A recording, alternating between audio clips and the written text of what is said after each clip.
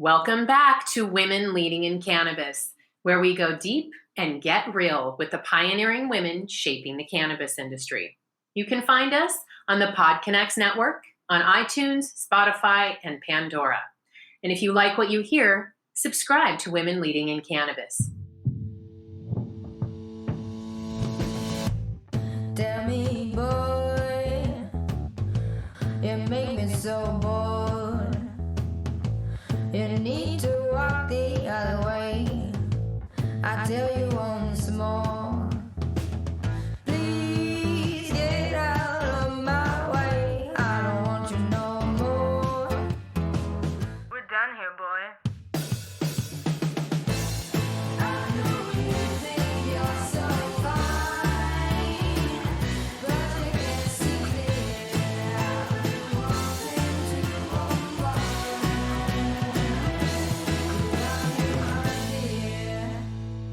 Hi, I'm your host, Kyra Reed. I'm here today with frederika-easley.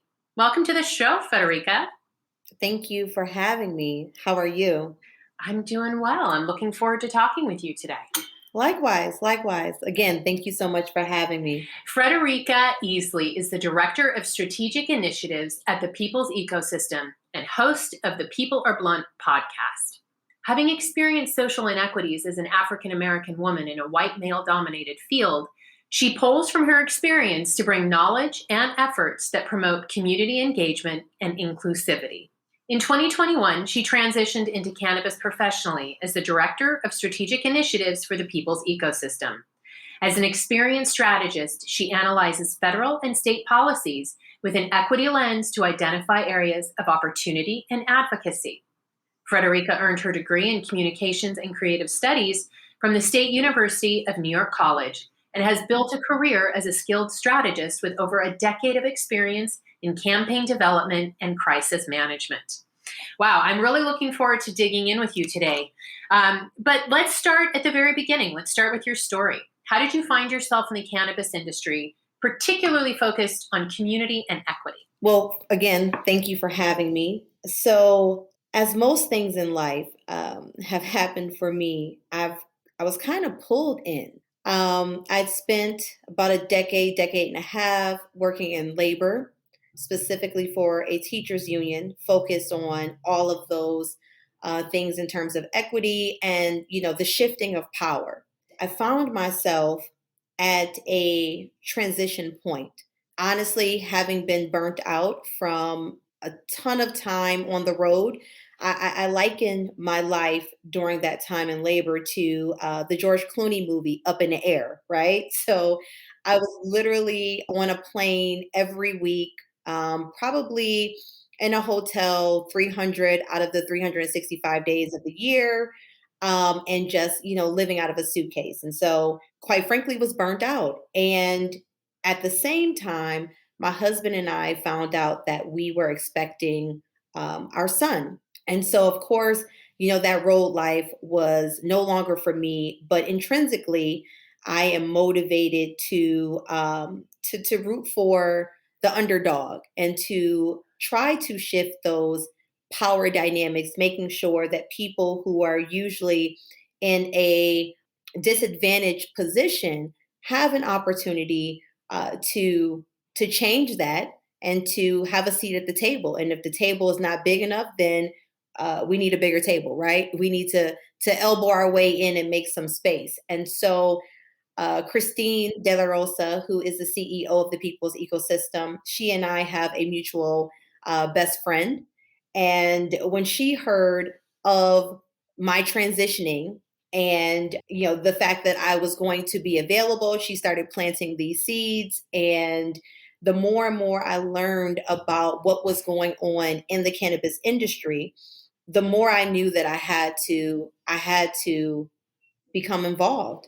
And in this way, in a way of not just on the sidelines, but being on the field and drawing attention to something that I'm very familiar with, because the area I grew up in is one of many areas that were negatively impacted by the war on drugs, specifically cannabis prohibition and the the disparately impacted policies and criminalizing policies that was attached to it. So, having had this background, a decade in campaign development and crisis management, how do you apply this to cannabis and your career now? And can you share a few examples with us? Sure. So, life in general is about relationships. It's about meeting people where they are. It's about understanding. It's about doing a ton of listening. And that's what campaign work essentially is about. It's knowing your audience, knowing what they want, what they need, because of course they're telling you, and then figuring out a way with them and with the other stakeholders who are involved. How do we get that, right? How do we get there? How do we get to a place where everyone essentially feels like they're winning and that they're getting something out of the deal? You at the end of the day, when you're negotiating and when you are running campaigns, it's imperative that both sides feel good, in some way, shape, or form about the conclusion that is reached. And so, specifically, how I bring that into the cannabis space is, looking at language, giving our lawmakers, our policymakers, the benefit of the doubt in terms of hearts and minds being in the right place, but that we know there's a difference between theory and practice. And so working with them, partnering with them on making sure that they are not blind to the ways in which words will have impact. And so specifically, I always look at, and like I said, partner whenever possible, and sharing our insight specifically from an operator standpoint of, ways in which language can be strengthened, and ways in which unintentional harm can be caused or may be caused. And again, giving the benefit of the doubt that the harms really would be unintentional, but we want to avoid them at all costs. So when you're dealing with campaigns and crisis, it's kind of outside of you, right? It's not something that's personally affecting you. It's something that's affecting others or the company, and so you're managing things. But what challenges have you faced in cannabis as a woman, and particularly a woman of color, right? So those are things that are happening directly to you. How has your training enabled you to meet those challenges? Well, I was frequently, or am frequently, one of the only women in the room, one of the only women of color in the room. It's interesting because MJ Biz a couple of weeks ago released a report in regards to women in the C-suite and in ownership positions in cannabis. And the sad thing about that report was that the percentages have decreased, from 2017, 2018 to now. The number of companies, whether they're ancillary or plant touching, the number of C-suite management positions that women hold in cannabis at one point was about 36%, 35.9, and is now about 27%. And so we are seeing the cannabis industry start to mirror what a lot of other industries that are already established mirror how their makeup is. And so personally, again, just being in a space where more often than not, I am one of few or the only, being a Black woman. And there's a whole, intersectionality of how this applies, right? Because we know that like colorism is a thing. And so I am a Black woman of a darker complexion. I am a natural haired Black woman. And so there are layers to, if we're looking at the totem pole of privilege in our society, there are layers in terms of where people fall, right? And we know at the top of that pole are cisgendered white men, and we know at the bottom of the pole, are Black women. Okay. And so I am one of those. And so, even in cannabis, with the different, committees I'm on, different, rooms I'm in, conversations I'm having, again, usually one of the only or one of the few in the space. And so it is very important to me that I am both my authentic self, but that I am also raising the awareness that this should not be and paving the way for others who look like me, those who are on that lower end, if you will, of the totem pole, for them to be in the space. Because I'll be honest with you, I appreciate the rooms that I'm able to be in. However, there's a load that comes with that. And so I don't want to be the only person. It's not helpful for me to be the only woman, to be the only Black woman in the space. And what we know is that diversity is important, not just, from a humanity perspective, but it's also important in terms of profitability. We know that companies that have diverse boards, that have, women at the forefront, actually perform better. And it's because, we are great multitaskers. We often, as a part of our survival skills, but we are in tune with others, how our actions impact others, if you will. And so we bring all of that into a space with us. Oftentimes it's without there being actual thought to that. It's just, how we operate in spaces. And so, like I said, having diverse boards, decision-making bodies, having women at the helm actually boosts profitability. And this is not something that I'm just kind of guesstimating here. There's data to prove it. Yeah, and a simple Google search will actually show that this research has been done and reported on by countless institutions. It's not secret knowledge you have to dig around for. It's out there. But it's not, but it's not something that is at the forefront of these conversations that we have. And one of the things that I tell women in my community is, lead with that. Lead with the fact that women and people of color in businesses make them more stable, higher revenue, lower turnover, and better morale. It's everything you want for your business. So I wish that more people understood that was just reality. It's not a fantasy. Absolutely.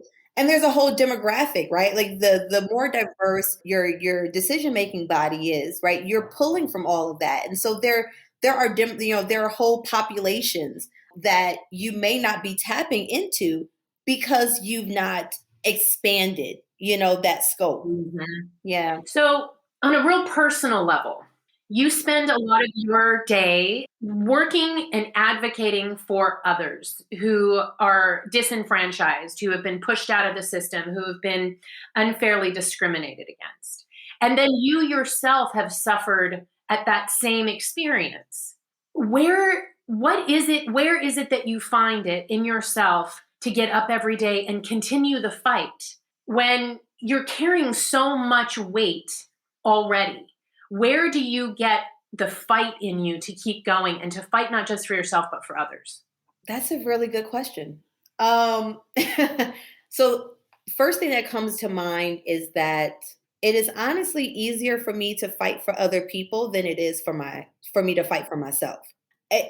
Part of it is because I look at myself as being a strong Black woman, which can also oftentimes be to our detriment. But the idea, my personal idea in terms of what I can handle and what I can carry, is skewed in many ways. I feel that I can carry sometimes more than what I can or what I should, but in terms of other people, there's I guess a protective lens there that maybe I don't think that they can carry as much, or honestly that I don't want them to, right? The fact that I am carrying what I carry, I don't want others to have to carry it. It almost makes me feel like my carrying is in vain if other people are also having to do the same thing. And then the other thing is, look, I'm a sister, I'm an aunt, I'm a great aunt, I'm a mother, I'm a wife. But for all of these people, my hope, all of these, my loved ones, my hope is that what I am going through, what I've had to go through, that they won't. And so that is what keeps me going. I mean, I think honestly, I don't know how not to fight, just in terms of my lineage, both my maternal and paternal side. I don't know how not to fight. I don't know how not to care about what people are going through. And also, as I said, I'm from Buffalo, New York, from Cold Spring, from the East Side. And so I know how I've seen how prohibition has torn families apart. I've seen how it has impacted communities. It is very traumatic. It's very traumatic that there are people who are now profiting and who are benefiting from the regulation of cannabis who have no attachment to that. And that there are also people who are still in jail, who are still serving time. I mean, just during the pandemic, we saw that there were 4,000 federal inmates who were released from prison in efforts to keep COVID numbers down, right? And to deal with overcrowding. So those individuals were released. They were able to go back home to be with their families. They started, kind of reacclimating to life outside of bars, outside of being in a cell. And as things started to get to some kind of normalcy, then it was, the conversation was putting them back in. And these are for nonviolent cannabis offenses. Now the Biden administration is discussing, after, of course, a ton of uproar, but now they're discussing, possibly extending clemency to these individuals. But honestly, if I can be frank, it pissed me off. I mean, we're talking about lives here that we are essentially playing games with. Again, nonviolent cannabis offenses, people who have suffered, continue to suffer, and there's this unknown air or this unknown predicament that they're in on if they're going to have to go back. If all of the work that they've been doing since they've been out, following, whatever rules were put in place and trying to mend relationships and trying to, get themselves together, if all of that is going to be taken away. And so those are the things that motivate me. Those are the things that keep me going and able to call a spade and shed light on things that I just feel are not right.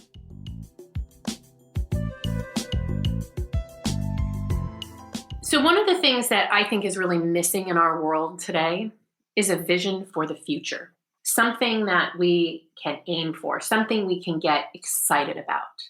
And I'm curious, in your fight, what is it for? What is your vision for the future that we can all get on board with? Because no one is giving us a vision for the future. It's just a constant fight. And part of it is because we've been stuck in a system where nothing ever changes. But I feel like we've lost that goal, that vision for what it can be. So what is your fight for? What is it that you want to see? What will the cannabis industry be if you get what you want? This plant can heal in so many ways, and we don't know the full extent of that. And that's not just through consumption in terms of knowing all of the medical benefits of this plant, but in terms of the healing of communities, in terms of the healing of trauma that has been experienced because of the way in which this plant has been engaged with and politically played with in our country, and actually abroad, right? A lot of US policies have impacted the world, through, trade agreements and through, US positioning and things of that nature as a superpower. But healing, we have an opportunity to be a part of the shaping of an industry from the ground floor, if you will. We have kind of surpassed that in terms of liquor, in terms of oil, tobacco, things of that nature. I mean, the conglomerates are there, right? Like there are about 5 or 6 key, companies that control all of that. And we have an opportunity here for communities that have been harmed, for people who have been harmed, to build generational wealth, to heal themselves and their communities with the resources that are necessary to heal relationships. I did an interview with Otha Smith III of Tetragram, and we were talking about how his relationship with his father growing up was strained because of his cannabis use and because of all of the trouble that he got into, from being arrested and pulled over and, those kind of things, right? Being targeted as a Black man. And it actually put a strain on his relationship with his father. And just imagine if that didn't have to be. Like, just imagine if this plant was recognized for its medicinal properties and not just for, medical patients, not just for card holders, but I mean, honestly, anyone who consumes, they're doing so from a wellness position. And I know like the connotation or the thoughts around recreational or adult use, it's like Bill and Ted, Cheech and Chong, like, oh, these, lazy potheads, whatever the case may be.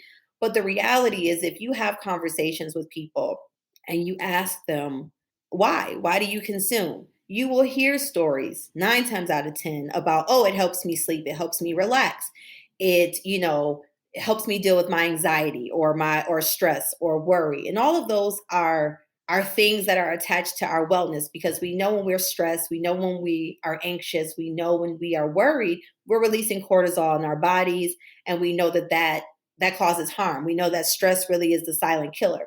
So, in terms of the healing, just imagine if these ideas of like reefer madness or the way in which, Black and Latinx and Indigenous communities were targeted, if that had not been so.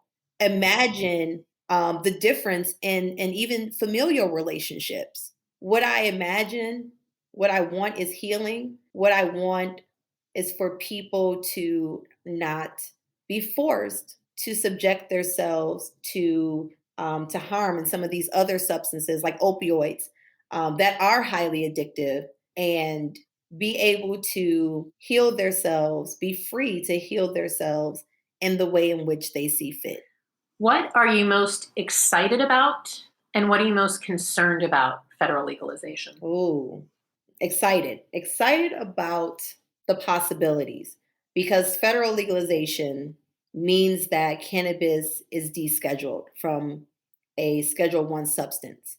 Cannabis is on the same level, was placed on the same level as heroin and crack. It is crazy. So excited about the possibilities of that not being the case and what it opens up. What I am concerned about is us not being ready for that. And by that, I mean, at this point, there is not one state that I can point to and say their regulated market is the best, that they have figured out equity, that they have figured out how to repair harm. There's no state. There's not a state that I can point to. And so it worries me that we would totally open up Pandora's box before having some kind of roadmap of, okay, this is what's working. This is what's working the best. This is awesome. And then the conversation around federal legalization is, well, how does the federal government support this state, right? Because there have been a couple of different bills that have been proposed, right? We have the MORE Act, we have CAOA, that's the Booker, Wyden, and Schumer bill. We have the new States Reform Act that was just put forth by Rep. Mace. And so all of those, those bills definitely have some similarities, but some huge differences. One difference would be in the tax structure, right? So we had the CAOA with a gradual increase of up to 25%, right, for the federal tax. And we have the State Reform Act that I believe was tapped out at about like 3%. And so if you're looking at what states are already, charging for taxes and then proposing an additional like 25% on top of that, I mean, it's not sustainable. That would not be sustainable. And if we're talking about the transition or the transitioning of legacy operators, and by the way, the People's Ecosystem, also known as the People's Dispensary or formerly known as the People's Dispensary, all of it is tied into our house. But Christine De La Rosa, our CEO, and our CIO, Charlene Kaabai, they transitioned from the legacy market, right? And so we know that the legacy market brings in about 3 times the revenue as the regulated market. And a big proponent of that is taxes. Mm-hmm. Yeah, I've been hearing on Facebook people saying things like, oh, well, we just have to stop buying taxed cannabis. Yeah. Yeah. I mean, some of these taxes, especially in California, like it is Insane. crazy. It's insane. It's insane. I mean, and then again, because cannabis is still a Schedule 1, you have the 280E tax law, which means that, if you're a plant touching business, you don't get to write off your operating costs in the same way that a traditional business is able to. And so, I mean, it's a huge issue. It's a huge hurdle.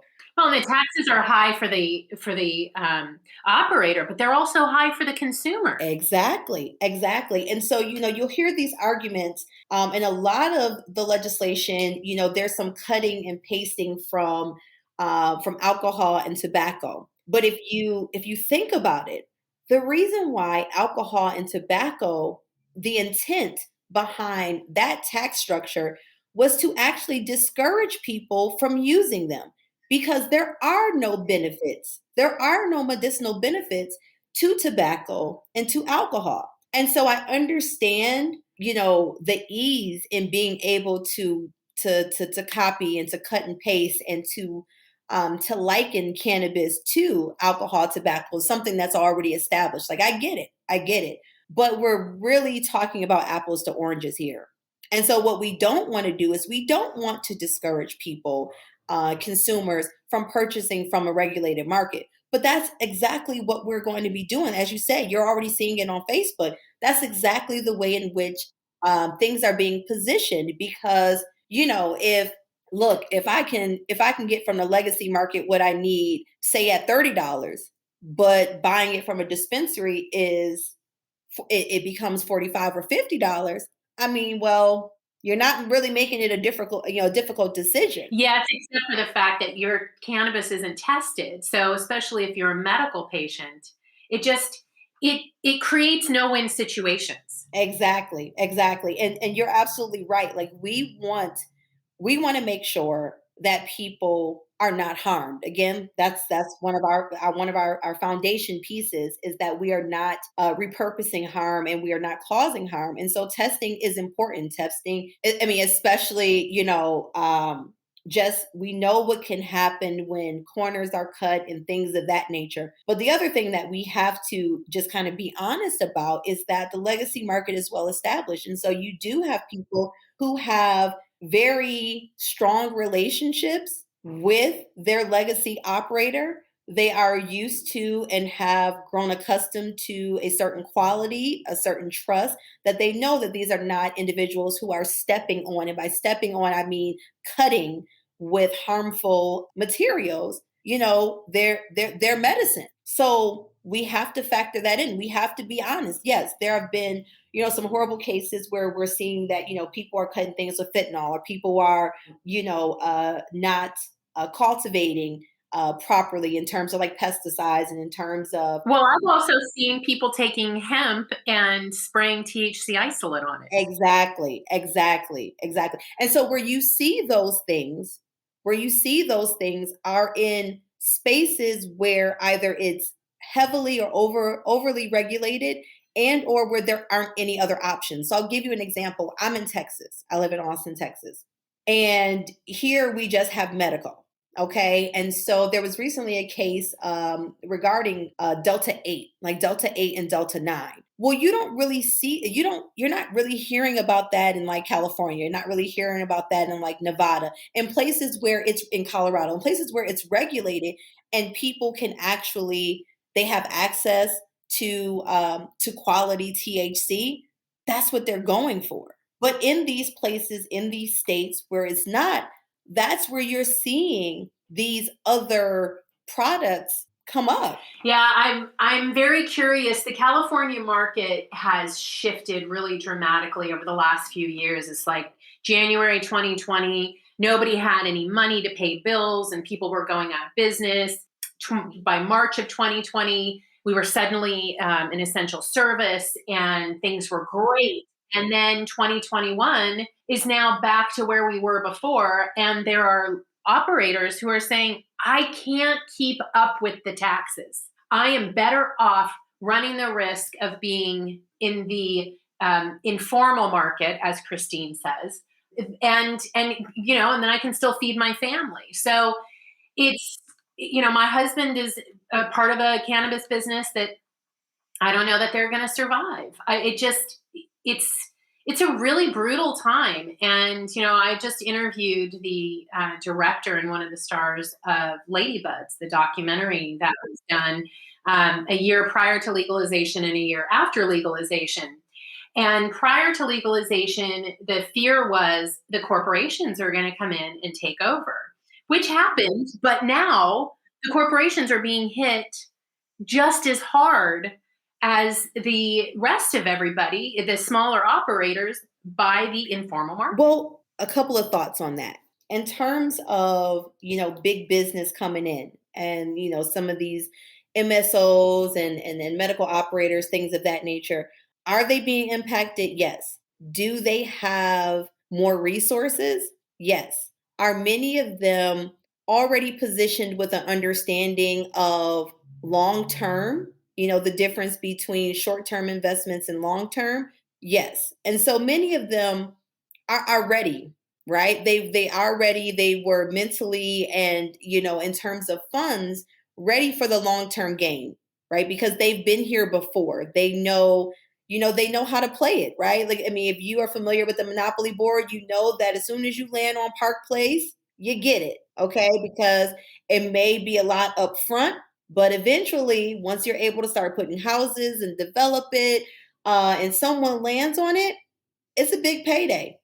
And it could probably, possibly bankrupt them. So the other thing in terms of what you said that, a part of where they're being hit is from the informal or the legacy market. I want to be careful. I want us to be very careful on positioning legacy operators essentially as the culprits for the struggles, if you will. Well, I don't think it's legacy because I view legacy as people who've been in this game for a long time, who helped establish the industry, who a lot of them really did try to make the leap. Yeah. But here in my hometown, my family is having to sell their property because they are now surrounded by cartels who are all growing cannabis. And I know those are not legacy operators. Right. Right. They're buying up the property in an area where they know that policing cops can't do anything about it. They don't have the support. Right. So they are taking over and they are pumping tons of cannabis into the market. Yeah. And they're competing with all of these dispensaries and growers. And, even some who are in that legacy market who may be in the informal market, they're still being hit. Yeah. Yeah. No, absolutely. Thank you. Thank you for clarifying that. Absolutely. And what you're speaking to is just the price point being changed, right? Because of the flooding of product, and it becomes how do you compete with that? How do you stand up? I would say a part of what happened in California was that when they initially regulated or opened it up for medical and even adult use, they did not stand up the business aspect of it immediately. And so that created this huge gray area. I know initially, there were actual storefronts, like actual retail locations that were not technically legal, and it was just it was because policy was not there. And so people, of course, if you leave it open, someone's going to walk through that door. So I mean, it's very unfortunate to hear about what's going on with your family and what they're suffering through.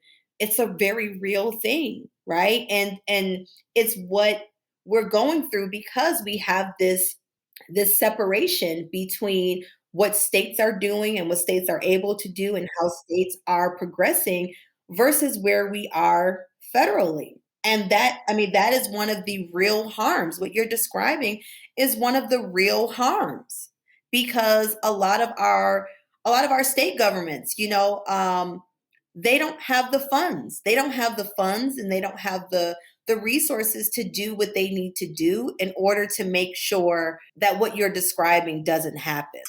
Well, thank you so much for sitting down with me today, Frederika. Is there anything else that you want the women who are listening to know before we wind down? And please let us know where we can reach out to you. Yeah, I would just say there's room for you and there's a need for you in this industry. And do not worry about not having the experience and or the familiarity with cannabis. There are some things I like to say that there's an art and science to things. And so as long as your heart is in the right place, whatever skills you currently have can be transferred. But we need you in this space. We need your insight. We need your intuition. We need your care in this space to make sure that it does not become another lost industry and that the healing can be realized, that we can reap the fruits from labor that has already been done. In terms of where people can reach me at, I am on LinkedIn as Frederika-Easley, Frederika McClary-Easley. I am on Instagram as Classic with 2 Ks 84. So that's KLASSIK 84. Again, we have, you can also reach out to me on the People's Ecosystem on all of our pages, website, LinkedIn, Facebook, Instagram, all of those good things. And soon to be, stay on the lookout for the People Are Blunt pages. But I really, really appreciate the time that you and the platform that you have, that you've offered. And it's been great talking with you. It's been great talking with you too.